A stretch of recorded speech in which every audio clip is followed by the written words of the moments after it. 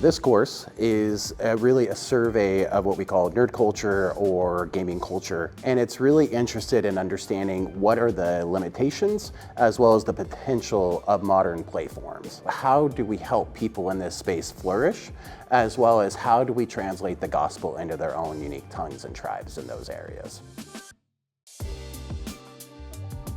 It's basically for people who are interested in understanding what we call nerd culture or gaming culture at a robust academic and theological level. In particular, who we're interested in helping are people who are every day working with people in nerd culture, people who identify with that. So that could be anywhere from youth pastors, missionaries, campus ministers, gaming ministry professionals as well. There are so many gamers and people in nerd culture who have never heard the gospel translated into their own unique tongues and tribes. They've never heard a sermon on this and see how their love for these things connects to their love for Jesus. They've never really been able to dive deep with mentors and people in the church who can guide them to start thinking deeply, well, what does your love for Call of Duty, or what is your love for role playing? What does that have to do with Jesus? And then how do we engage it well? How do we learn how to diagnose if there's some problematic areas, or how do we identify where the Holy Spirit is working and creating new ways of flourishing and caring for others?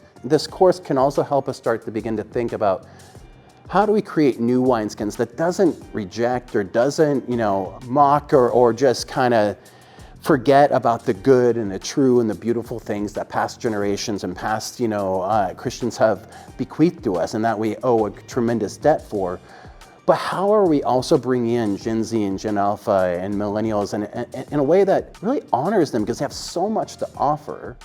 We can only do this together, all the different people that God's called into these spaces, whatever that means, parents to youth directors to missionaries and so on. We really want to make this a networking opportunity, to know that they're not alone, to be able to share their insights and incredible story and the type of things that they're doing well. That's kind of the big difference is that networking and relational type of side. We're trying to connect people, trying to empower them to tell their stories and what's working for them, as well as creating producibles and things that are going to be tangible and meaningful and practical to help them be successful and impactful in what they're doing.